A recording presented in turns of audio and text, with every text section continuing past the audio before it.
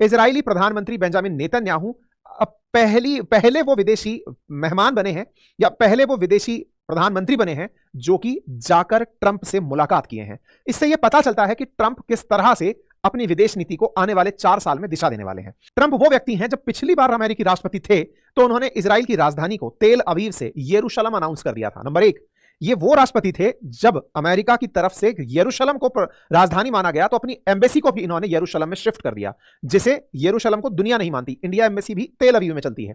Golan Heights पर Israel की sovereignty, कि गोलन हाइट्स इजराइल का ही है, यह मानने वाले ट्रंप ही थे, कि अमेरिका मानता है कि गोलन हाइट्स इन्हीं का है।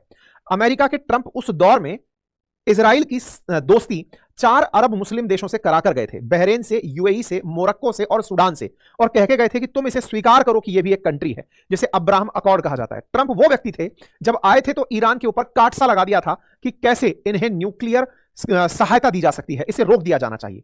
मतलब ट्रंप ने जब पुराना कार्यकाल निभाया था उस समय पर नेतन्याहू के लिए या कहिए तो इजराइल के लिए भर भर कर सपोर्ट पैदा किया था पूरी दुनिया में। अब उनका दूसरा दौर है। दूसरे दौर के अंदर मुश्किल से 15 दिन बीते हैं और इस 15 दिन में उन्होंने जो मास्टर प्लान दिया, उस मास्टर प्लान की मतलब एक इमेज आपको इस तस्वीर से मिल जाती है। हेडलाइंस बनती हैं, Trump adjust chair for Netanyahu. Dawn News की खबर है कि ट्रंप ने चेयर सही की है नेतन्याहू की। यह खबर आपको सुन के लगेगी ये क्या बात हुई। चलिए और तस्वीरें देखिए। ट्रंप हैं, नेतन्याहू की कुर्सी है, नेतन्याहू बैठे हैं, ट्रंप चेयर को पकड़ करके सेट करते हैं और फिर उन्हें तसल्ली से बिठाते हैं। Trump pull chair for Israeli PM Netanyahu. इसका अर्थ समझिए, यह वो वाकया है जिस वाकये में ट्रंप बता रहे हैं कि मेरे लिए नेतन्याहू कितना मायने रखते हैं। यह वो जेस्चर है जिसके माध्यम से ट्रंप दुनिया को बता रहे हैं कि इनकी तो मैं कुर्सी भी एडजस्ट कर सकता हूं। आप जनरली किसी के सम्मान में किसी की चेयर को लगाना, किसी की चेयर को बिठाना करते हैं। ट्रंप दुनिया के महाशक्ति के राष्ट्रपति नेतन्याहू के लिए ये जो जेस्चर दिखा रहे हैं, इसके बाद दुनिया भर में प्रतिक्रियाओं की बाढ़ सी आ गई। और प्रतिक्रियाओं की बाढ़ में पहली बार तो यही कि ट्रंप जिसके लिए वेटर बन गए, लोग इनके मजे लेने लगे, लेकिन कुछ ने कहा कि नेतन्याहू कितने महान हो गए ट्रंप की नजर में, यह दुनिया ने देखा है। मीम्स की बाढ़ आ गई है, दुनिया की कमेंट्री आने लगी है कि भाई साहब ये जो हो रहा है ये नेक्स्ट लेवल काम हो रहा है। चलिए, पहली जानकारी तो ये आई। दूसरा जो बड़ा तथ्य आया वो ये था, ट्रंप नेतन्याहू से मिलते हैं और कहते हैं कि यार जो तुम लोगों ने गाजा का हाल किया है, लगभग गाजा का बाजा सा बजा दिया है। सफाई इतनी बुरी तरह कर दी है कि यहां 90% से ज्यादा घर टूट गए हैं। यरूशलेम के दक्षिण में जो गाजा है वहां कोई रहने लायक जगह नहीं बची है। तो अमेरिका इस पूरे क्षेत्र पर कंट्रोल करेगा, will take over Gaza strip. हम पूरे गाजा को कंट्रोल कर लेंगे और उसको फिर से बनाएंगे, फिर से डेवलप करेंगे। ट्रंप से US will take over Gaza strip after meeting with Netanyahu. और यह वर्ड की बड़ी हेडलाइन बन जाता है कि ट्रंप ने कहा है कि अमेरिका टेक ओवर करने वाले हैं, कब्जा करने वाले हैं गाजा पट्टी के ऊपर सभी फिलिस्तीनियों को हटा करके। उन्होंने कह दिया है कि US to take over Gaza, Netanyahu hail Trump as greatest friend of Israel. जहां तहां हेडलाइन है कि भैया हम इस पर कब्जा करेंगे, सभी फिलिस्तीनियों को यहां से हटाएंगे और फिर इसको फिर से बनाएंगे, बढ़िया बनाकर देंगे। After meeting Donald Trump, Benjamin Netanyahu list Israel 3 main goal in Gaza. और मिलते ही नेतन्याहू कहते हैं कि मैंने भी अपनी 3 प्राथमिकताएं तय कर ली हैं, आप जो कह रहे हैं वो तो करेंगे ही करेंगे, हॉस्टेजेस को वापस लेकर आएंगे, हमास को कंप्लीटली मिटाएंगे और पूरा मामला सेटल कर देंगे। बस ये बात जैसे ही अनाउंस हुई उसके बाद भाई साहब ट्रंप के खिलाफ आज में पूरी दुनिया में प्रतिक्रियाओं की बाढ़ सी आ गई।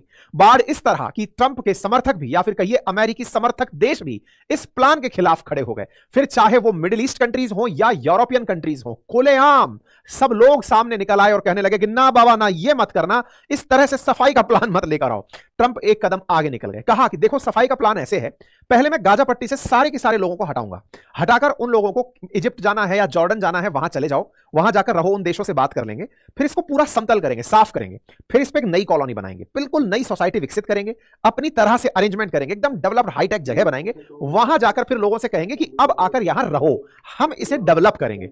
मतलब एक प्रकार से गाजा पट्टी भविष्य में अमेरिका की एक कॉलोनी होगा और उस कॉलोनी को इजराइल के थ्रू रन कराया जाएगा। पहले सभी लोगों का वहां से सफाया होगा और फिर जाकर के नई कॉलोनी के अंदर लोगों को लाया जाएगा। इन्होंने साफ साफ कहा कि हम यहां पर देखते हैं ना, कुछ है नहीं, कुछ मिलता नहीं है, तो हम अब इस बात का गहराई से अंदाजा लगाएं।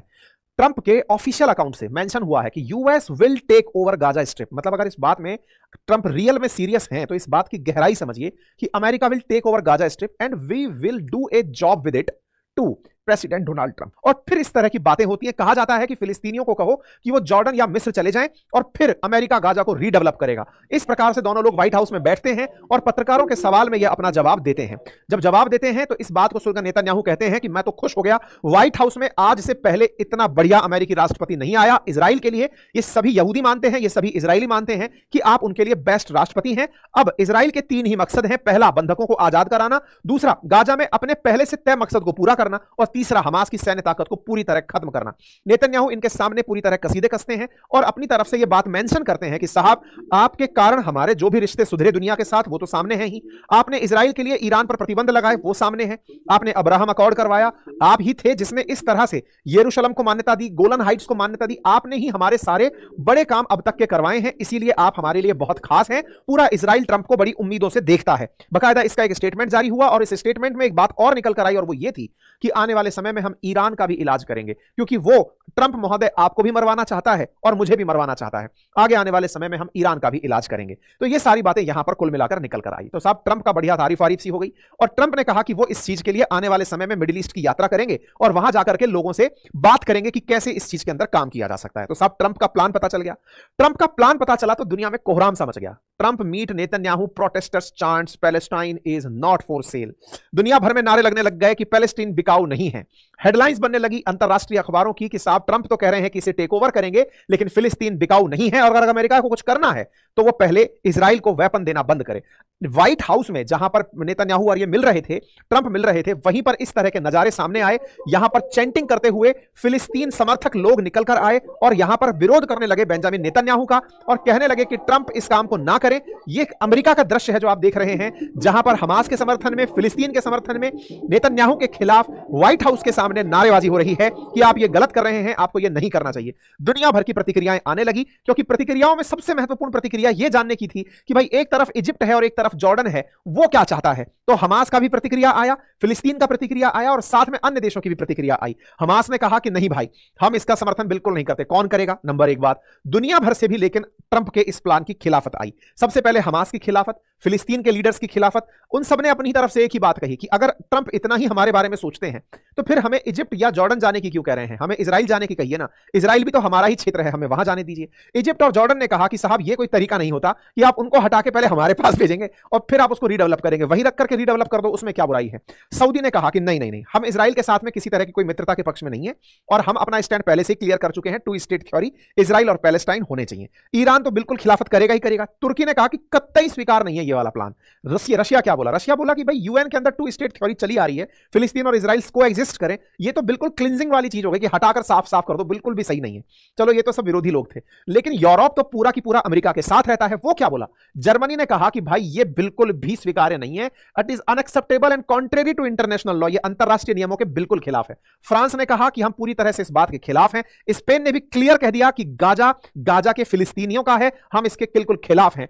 यूके ने भी यही कहा कि हां, घर बनने चाहिए, रिबिल्ट होना चाहिए और ये पूरी तरह से, लेकिन तब हो जब 2 स्टेट की थ्योरी रखी जाए। मतलब दुनिया भर के देशों की प्रतिक्रिया आई। तो आपका मन किया होगा कि भारत की प्रतिक्रिया क्या आई? तो भारत की प्रतिक्रिया केवल इतनी थी कि हमने इजिप्ट से बात की है, इजिप्ट से पूछा है कि बताओ भाई क्या हालचाल है।